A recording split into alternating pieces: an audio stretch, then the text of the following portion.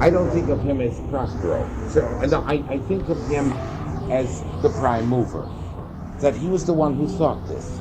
He was the one who thought the idea of the C sharp going to an A on an arpeggio.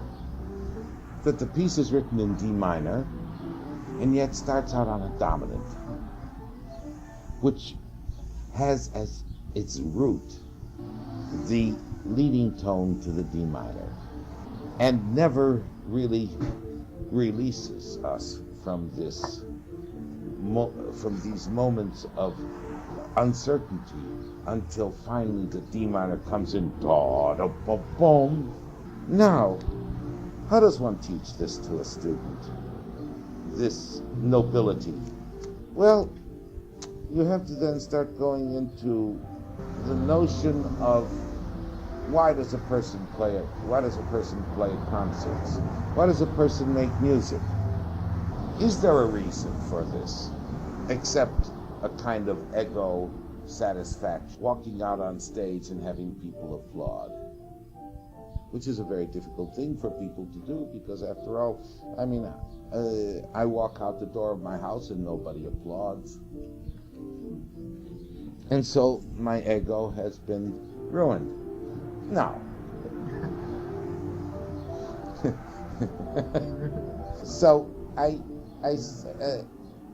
well, it's not, if it's not an ego satisfaction, although it is, because to walk out on stage,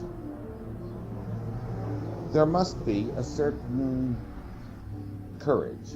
Oh, well, if there's courage, what is one supposed to be doing on stage? Well, what the person should be doing is of a nobleness of purpose. And a person has to have the feeling that the gods have decreed that the person walk out on stage. Good Lord, am I talking about tragedy? And what is tragedy?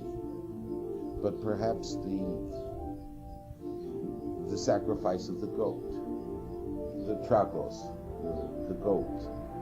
Or is this a kind of satire or satire, which is half goat and half man? And when you're on stage, what should you be doing but providing people with an opportunity to enjoy the nobility of extraordinary skill, of the skill of small muscles, of the sport, of the development of small muscles, also large ones, to be dressed in a certain way because sacrifices must be made that are elegant.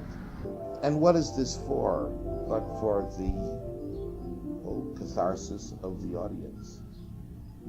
Well, this means I'm getting into the rites of Dionysius. I'm getting into something which is greater than I am. Even though I may be even though this may be an ego gratification, I'm actually doing something which is so basic that one cannot even discuss it, because I am acting out a drama which is age-old, that of communion. In other words, the communion between the artist and the audience. Nobody else? The artist and the audience. Where the artist is the composer. The instrument is the performer and his instrument, and the audience. No. So, in other words, I am nothing more nor less than an extension of my instrument. What is it about it that's age-old? Age-old? About the piano recital, about? Is telling this, well, it's not the piano recital. I'm going back to the notion that there is no such thing as only classical form. I'm saying that everything that a person does is romantic. Is the telling of a story, the roman.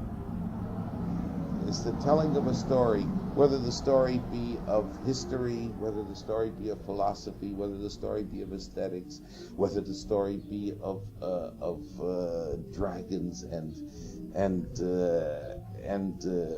fair maidens and so on. But I am telling the story on the stage, and the story must be noble. It cannot be an ignoble story, even though sometimes in present day we do have a need for people to tell ignoble stories. Perhaps this is a new form of culture. I don't think so. I think it's a passing phase. Because Talk more about what you mean by noble again. The story must be noble. the story must be noble, must be- because how can a person have a catharsis if what the person eats? Look, culture. What is the difference between cultivate, and culture? There's no difference. It's a cultivation. It's what we eat. It's how we eat. It's with whom we eat. It is a sociological thing as well as an aesthetic thing. So if we're going to feed people, if we feed them something ugly, then people will react in an ugly way. If we feed them something beautiful, people do react in a good way. Man isst, was ist. A man is the... No, as Shakespeare said, no, I am that I am, and those that level at my abuses reckon up their own. I may be straight though they be beveled, by their rank thoughts my deeds will not be shown. And he continues and finally finishes up by saying, indeed, they claim, indeed this evil they maintain, that all men are bad and in their badness reign. And of course this is quite wrong, that all men are not evil. And all men are striving for the nobility in life. So the piano recital is something that elevates? That is supposed to elevate. Or ennobles? Ennoble, yeah. And not only that, but the piano recital must be And the catharsis is the process of ennobling? Well, catharsis is a means of cleansing. Mm-hmm. When you take a cathartic, you know what you get. Yeah. It's a means of inner cleansing. Yeah. And so a catharsis is the same thing. A catharsis is a means of cleansing internally, giving a person an opportunity to be not only clean from the outside, but clean from the inside. A good recital, I'd say a successful recital, does that. Well, you see, I was creates talking... that possibility. Well, I was talking about communion, the communion between the artist and the audience. But we can also use communion in a religious sense. The communion of what is it? What is the word? The communion of cannibalism. The communion of cannibalism, the drinking of the blood and the eating of the body. And this communion is also important because you don't eat a drink of the blood or eat of the body of an ignoble person. No, it must be of elegance, of gentleness, of beauty, of aesthetics, it's a religious kind of experience. So once again, the audience is not only forced into a communion with the composer, into a communion with the performer, and also into a communion with themselves. It then becomes something rather intriguing. And this is where concerts must provide this opportunity. If they don't, then they have fallen short. Yes, I can see that certain works of Bach have that effect, or if they're performed in the right way, have that effect, or maybe the late Beethoven sonatas. But also the Tchaikovsky concerto? Oh, absolutely. Oh, with the greatest of pleasure. Yes. Yeah. Why the Tchaikovsky concerto? You see, the Tchaikovsky concerto, the Tchaikovsky concerto, I do not think of as a story of which is spoken by a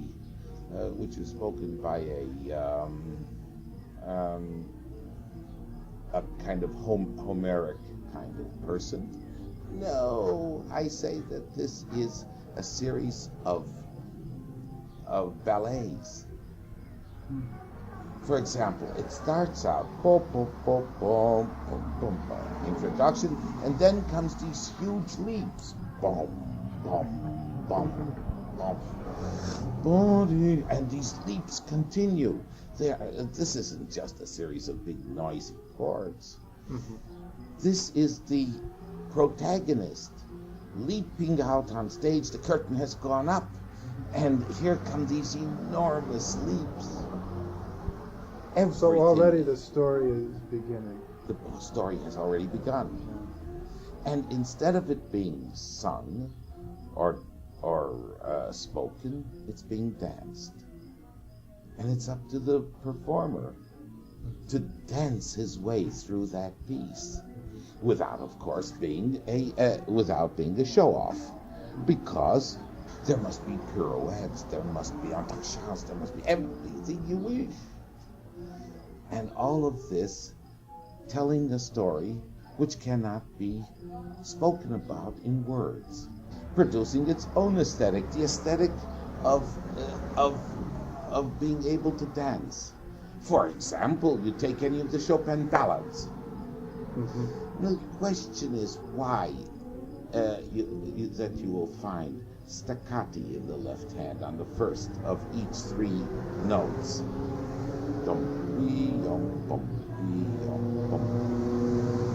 And you look at in the F minor ballad. Why the staccato, which nobody wants to play because it makes the thing seem somewhat superficial. Bumpy. But the truth of the matter is, the word ballade and the word ballet have the same root. The ballade is not only sung, it is danced. So you start, what I speak about is not only thinking of words as an academic exercise, but as the life in which we live. The words that we use are so terrifyingly misused, like pursuit of happiness. If one thinks of happiness, the entire Declaration of Independence, one of the great literary masterpieces, at the very beginning turns into a kind of ridiculous obscenity. That we of the United States, separating ourselves from England, no longer to be a penal colony, no longer to be the dumping ground, no longer to constantly pay taxes to an administration to which we have nothing to say, that what we are producing becomes the plaything of someone else. We decided that as a people, that we were going to become the masters of our own destiny. The pursuit of our own destiny, our fortunes.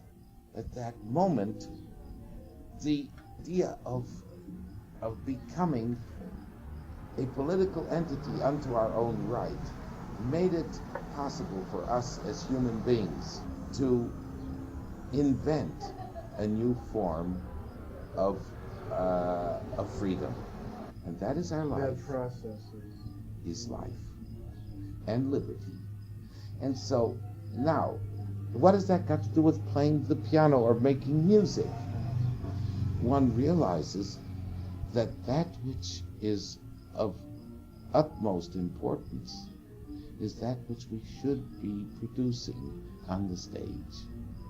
Is it a means of separating the classes? Not really. But it is a means of avoiding martial law. Can you imagine what is a concert but people of like mind coming together to listen and to have a chance to be with each other, thereby giving the social aspect of this. It's important. So what is a concert but a means of being with people? It's a communal. It's a communal, where we have a communal communication and so on. And so we all become communicants. Is this religious? Not at all. It is the meaning of life. Because as humans, we have learned that to be together, to help each other, is the way life is lived. Because no person can be an island unto himself. So is a concert a symbol? Concert is a symbol of our connectedness. Even Prospero had to invent people. Prospero had to have people. Is it like a holiday? I don't know whether it's a holiday. I think it's a means of humans being together. You know, all of our laws are social, are the means by which people can live together and survive. Because you cannot see behind you. And it's very difficult to look in front of you and see to either side of you. And so you must have other people helping as you help other people. The artist draws a great deal of strength from the audience. Oh, I'm sorry. Yes, but everybody, maybe all of it. Everyone feeds everyone else. And that is cultivation. That is our culture media. And the concert is the deus ex machina. It is the means by which this occurs. And the loss of this, by people separating themselves off one from another, is what gives us this extraordinary feeling of loneliness, this extraordinary feeling of separation. When we hear a record, it's good, but it is no substitute for people coming together. I think of the people in Poland who, living under martial law, could not come together. And here we have people who have the right to come together. What a loss we have if we don't. Mm-hmm. Why the music, though? Why don't we just... This is, you have to bear with me, but so why have the pianist? Why not just get together? There has to be a reason for people getting together. Church is something which is habit, and people go to church, and also to hear another performer, the minister, talk.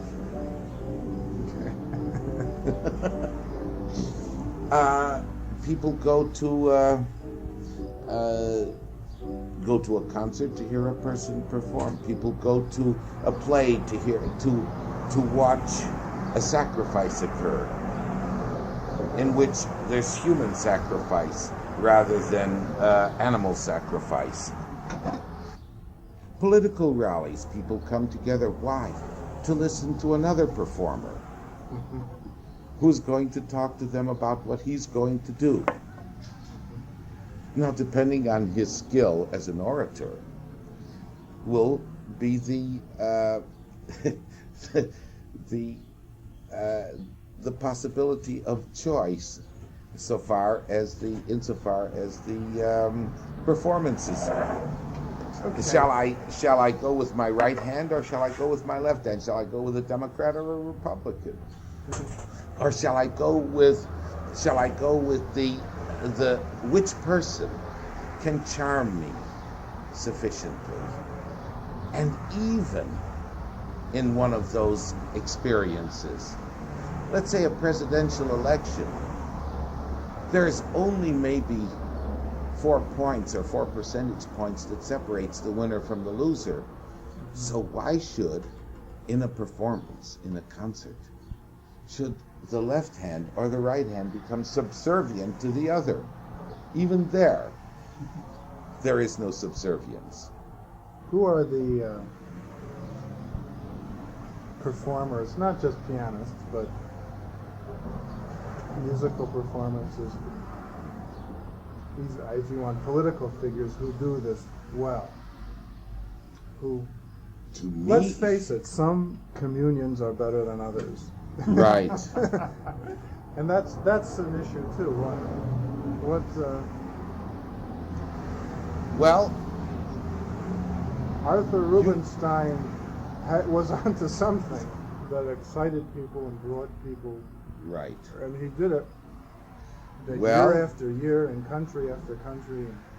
Richard Burton, when he was very young, extraordinary, the voice. John L. Lewis, the former head of the United Mine Workers. This man had I don't care what he said, the voice, the way this rumble, as though it had just come out of the mine, the sound that issued from the depths, the way men use their voices, the way women use their voices, the excitement, the passion of each person, the means by which a person can stimulate the imagination. I don't think that only Rubinstein was the man who could do that. No, I mean, there are so many artists in the United States and or throughout the entire world who stimulate. And there are some people who, with the simple sound of their voice, could get whole thousands and millions of people to follow them. I wonder, really, what Gandhi's voice must have been like, because it was not only what he said, it was how he said it. It was the timbre of his voice. It was his use of language. It was the use of the right word, as the musician has to find the use of the right sound, the way the phrase moved, the way you can take people with you in this. And that phrase I used of Shakespeare, "No, I am that I am." Now, any other person would have said, "No, I am." No, they wouldn't have said no. They would have said, "I am who I am," because I am who I am. He didn't say, "I am what I am." I am which I am. What does the word "that" have to do? And he started out by saying, "No, I am that I am." And how did he come to that statement? I think the thing started out, the sonnet started out by Shakespeare saying, "'Tis better to be vile than vile esteemed, when not to be receives reproach of being, and the just pleasures lost, which is not by ours but by others seen," and so on. Came into, "No, I am that I am." That followed by those, and those who level at my abuses reckon up their own. Now, the use of each word, which is so absolutely idiosyncratic, how he used those words. This was a man of a poetry, but a poetry which was beyond the ordinary. It was a man who could move whole generations, a man who could move perhaps all of mankind. And what did he do? He wrote plays. And what did he write plays for? Oh yes, probably to make a living, also to give opportunities for actors to act. But he was also a part of an entire social fabric. He made it possible for people to come together, and at the end of that time, to have felt an inner cleansing of being in the presence of nobility, and to have a good laugh, even dirty jokes. not even dirty jokes. No. Vulgar jokes. Right, yeah, right. The language of the people, the vulgarity. As Dante, why did Dante write the Divine Comedy?